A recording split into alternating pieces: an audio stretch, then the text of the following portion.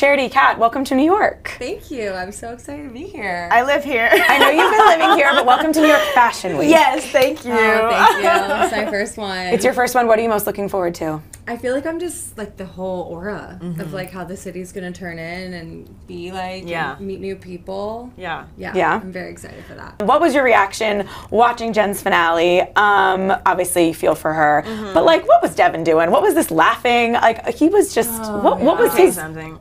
Tell me something. I have no tolerance for men who act like that, who don't even give just an ounce of empathy or respect.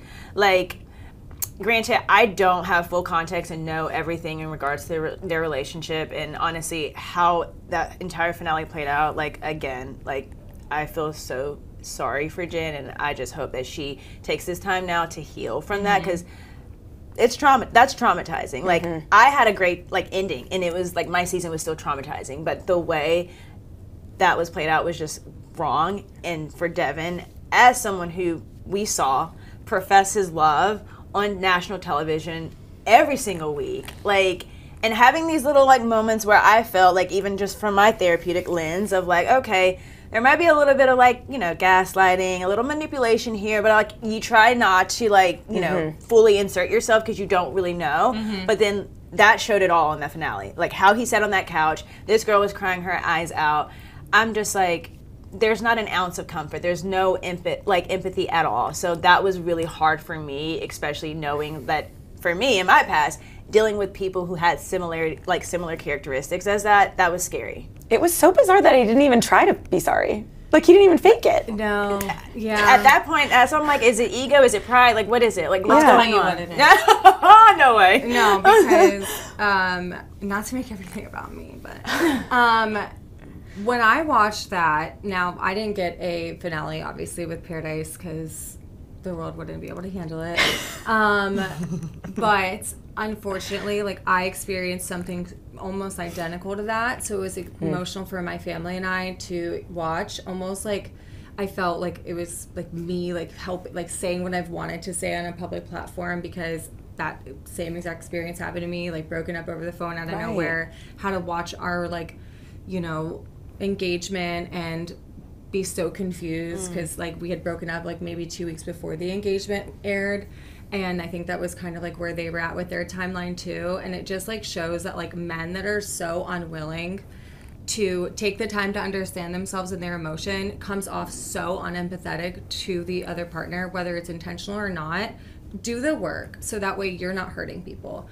Both of you guys have lived enough experience to have done the work. Yeah. I would hope so. Yeah. They've just chosen not to. So it's a choice at the end of the day, which makes me infuriated for her. I don't think that she should have experienced that so publicly. Like, I was grateful enough to experience it privately. Right. I agree. But if I was on a public platform like the way she was, I would have been experiencing the same thing. So I'm happy that she stood in her power and told him how she felt. You know, it was clearly a lot of it was coming from a state of an emotion. But a lot of men in this, like, franchise have done very similar things. They don't know what they want. They talk out of their, like, you know, whatever. Behind. And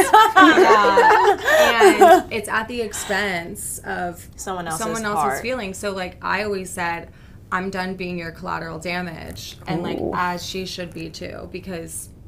But it's what we sign up for, you know. It's a risk that we take, but, like, the last thing you expect is the person that, like, you know. The way I'm like, it's not a risk I want to take. Like, I just. No, you took a risk with 30 men. It worked out for you. Praise God. Praise God. There's one normal guy in there. Like, we thank God for dying. It's a risk you take, too. Like, it is. And even on Paradise, everything is a risk. But, gosh, it's just getting worse and worse, I feel like, the men's emotional availability. And they just need to, like, know themselves before they put themselves in that position, because they're going to keep hurting others. Yeah. I saw Gabby Windey just say on a podcast where she was like, the women are incredible, and then when they get their chance to be the Bachelorette, the men casting just is not quite hitting lately. It's actually really odd to me. It's like, so it really strange. odd. It's like, I'm just like, maybe it's just a testimony of just like where we are at. In like society. But it's unfortunate. I'm like, I don't know why.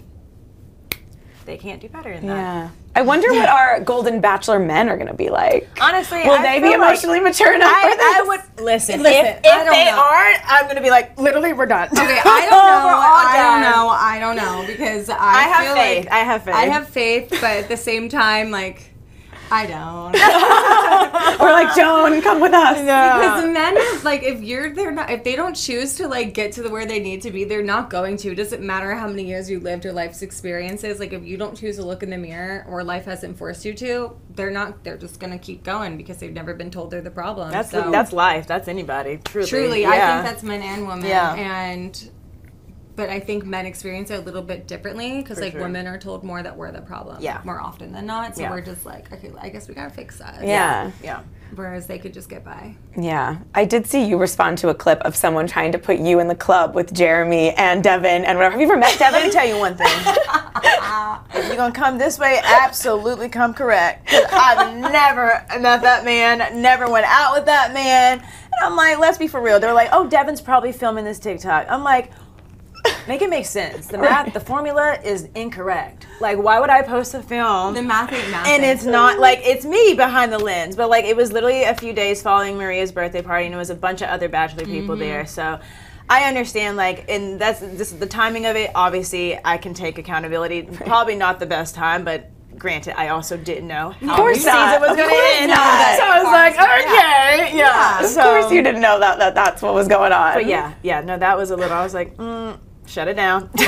Right now. The Maria of it all is so interesting too because I understand. What was your take of why that was something that Jen felt like she needed to mention? I know. Tell me. Because when that... I know she needs to take a breather. No, because I don't want to call anybody out. They're all just doing their freaking best, but the exact same thing happened. Like, broke up immediately following everybody. And, like, for her, it went to a little bit of a deeper, like, wound because... He was aware of that. And right. Like, he wanted... And like, Maria was potentially going to be the Bachelorette. Correct. Yeah. It was Right. already a controversial But, like, I had thing. my ex following his ex-girlfriend within the week of us breaking up, and I'm like... hello, like, why is this happening? And he's, the excuse is like, oh, like, I don't know, I just thought it'd make sense now. Like, but that hits differently. Like, I understand it's a follow, but like, from a woman's perspective, it's like you were just waiting for the moment. And, like, were you even, like, I know all the thoughts are going through your head, like, did you even like me? Were you even here for it? Is this what you want all along? Like, were you just doing this, whatever? Those are all the, like, intrusive thoughts that come out, and it's so valid because we've all experienced it in some way, and especially if it's someone that he bluntly said, like, thought that, I don't know, it was not nice. Does he know she can see that? Like, no, and then that's the thing. Do they know how Instagram works? No, they're boys. They don't know how, like, what? True. They don't know. Like, there's no way that, like, he thought that was going to be something that mattered. And maybe it's because in his eyes, if she went to go follow men, like, it wouldn't matter to him, but... that's just, like, not thinking outside yourself, unfortunately. Right. Yeah. Well, Jen does get her own little happy ending on Dancing with the Stars. I know. So happy. What's the advice for Jen to take on Dancing with the Stars? And Joey. What's the advice for Jen and Joey? Right. I know, it's both of them. It's both of them. Honestly, I mean, for me, like, my experience was also very different on that show, but I can say for Jen, like, just have fun. And, like, I wish for myself that I was able to have a lot more fun than I did. I hear that a lot. Yeah, because it starts off very fun, but then, like, once you get in the nitty gritty, it becomes really hard. It's a lot on your body. Kat knows, like, it's a lot emotionally. For me, it was awful mentally. So just, like, taking care of yourself the best way that you can, but, like, not forgetting, like, obviously it's a competition show. There's a lot of pressure that will be placed on you, and I definitely felt that for myself, but I wish I was able to just be like, you know what? Like, whatever happens, happens, and that's fine. Like, I'm here having an opportunity of a lifetime, and to not take that for granted. So that must be hard, because Bachelor Nation shows up with the votes. Yeah, for sure. So you want to, be like, I'm here, but at the same time, you're like, I'm not a professional dancer. I've been just going through some literally me every madness. week. I'm like, I'm just doing my best, truly trying. I think she should use this as, like, the best motivation to just prove to herself what she's worth, what Capable, she's capable yeah. of, like find her sense of self through it. Because if you can go through that and that right after, like you could do anything. Truly, Yeah. And like just use it as motivation. Mostly like I love to like get revenge in my own like separate way. So like I'd be like, look at what you're missing. Yeah, you see this outfit? Yeah, please. Like you could be watching, but you're not. Yes. What about yeah. for Kelsey? Because I think it's so interesting for Kelsey and Joey. Yeah. Obviously, they have a little separation. Like a lot of times when Bachelor, Bachelorettes, they go right into that. Right. We did. You guys did? Yeah. But so they've had a little bit of time to, get to like be a normal couple, Yeah. as normal as they can be. But that can be hard on the partner, Yeah. from my understanding. It Yeah. is. It's a lot. And obviously Kelsey knows Dotton. She Yeah. can reach out, whatever. But yeah, it is a lot. For Dotton, he was working at the time, so I think he also was able to like just kind of keep himself occupied. So it was kind of like we were both like having full-time jobs, and then like we Right. made the most of the little time that we did have, like to just have date nights and try to fit that in. So honestly, for Kelsey, like just trying to find those moments to like connect with Joey as much as possible. But yeah, I would just tell her not to read too much into it. Be a supportive partner. Yeah. Yes. I mean, Dotton was so great. Yeah. He was texting all of us, like even like my family, because she got close with my mom. So like our whole group chats, like he was like, she's gonna do something, like do a video for her. Remember when we did the video Yes. for the finale and everything? And it had friends like from Yes. like that I met when I was in Tampa. Yeah, visit. yeah. It was like yeah. literally the most like not random, but like people that I didn't even knew like he like knew was like important in my life, yes. and like it was really It was sweet. really sweet. We like sent her a care package by the text Dotton of like what she likes. He's like, send her seaweed snacks. Not getting exposed. I was like, I don't even know where to get these. I'm in Asheville, North Carolina, but whatever. Seaweed snacks. Yeah. So we made it, like he was like, I feel like showing support by like doing stuff like that, keeping her like afloat, because Yeah. in these moments it is go, go, go, and you really just like need something that keeps you afloat. You might not be able to connect All the as time. partners all the time, but that can be like your form of connection. Because like, That's sweet. yeah, I think he did really good. Yeah. Oh, well, we'll circle back to Dotton in a second, but we're at Okay. the Cat's New Boyfriend section of the interview. Yeah. You have a man with you here today. Tell me about him. Tell me about him. Oh, he's a sweet little Jen. Not the blushing. Am I blushing? Oh my god. She's alive. No, he's so great. It really came out of nowhere. I wasn't really looking to dating in San Diego. It was about to start summer, in San Diego summer is supposed to be so great, but I've been so focused on like my healing journey and like my career. And I really like, it's as cliche as it sounds, like when you're not looking, someone truly comes into your life. And I think I was pouring so much into myself, like from a healthy way, that's when like God or the universe like lets people in that align with you. And he is that. And he's actually from my hometown, which is crazy. 'Cause I didn't even know. And so like holidays are going to be so easy. But we're so similar. He's really funny. Yeah. Like he's just like really silly like I am, so I can like really just like enjoy myself being around him, emotionally available, just like checking the boxes. I mean, it's still early. How long have you been together? No We've way, been not together, that. like I started calling him by his first name. We'll get into that on the podcast. Yeah, I'm going to tune in to find out what you were calling him before. Yeah, so he was allowed a first name in the mid-May. Okay. And then we like officially, I guess, made it official in June. So it's still early, but we've just spent so much time together and have grown like so close within those times. So it's been great. Do you feel like you could be having an accelerated engagement track again, or how are we doing that these days? She's like, no.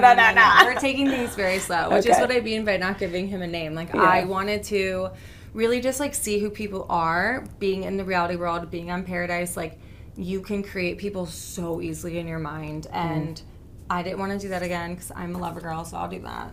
And I'm like, let me just like see who you are first, and he proved it. He was very intentional. He's so supportive.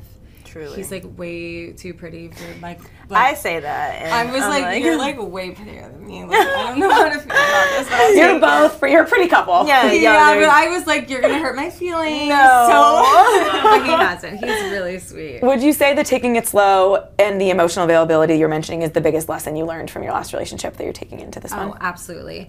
I also like attach to people very easily. So if I have that like security of like, even if I pushing you away, you still want me and like still want to pursue us, like that is like the foundation I need, that slow burn, I think, in order to feel comfortable to fully open up and let in.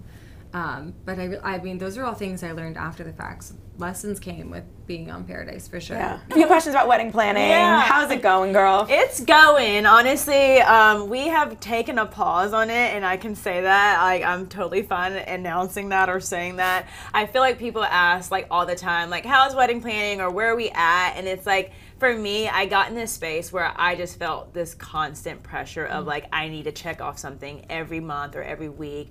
And it got to the point where I'm like, I don't want to do that right now. Like, I'm still also just like easing into life and normalcy again. So I think we're just like taking a pause for now. Obviously we're still getting married. It's just the relationship's good. Just the wedding planning is taking a second. We're just taking a moment, taking a lot. beat. But yeah, no, we are obviously like Dotton is so vocal about it, which I love. Like, I'm like, as a man, I'm like, yay. I'm like, what is his number one request? He literally like just wants like a good like reception, which I'm like, you know, Dotton. He's like, I need a good DJ. Yeah. I have a good party. Like, if they're not kicking and the it's beats. crazy, the cake. Like, he is very, yeah, I know, right? The cake. He has. What is his request for the cake? I don't want to share you guys, but like, Is it the flavor or is it the aesthetic? It's the flavor and the aesthetic, but I'm definitely gonna have more say of the aesthetic. But like the flavor, he's like, that's like the one thing he tells people. He's like, me and Trudy, we figured out the flavor of the cake. I'm screaming. I'm like, okay.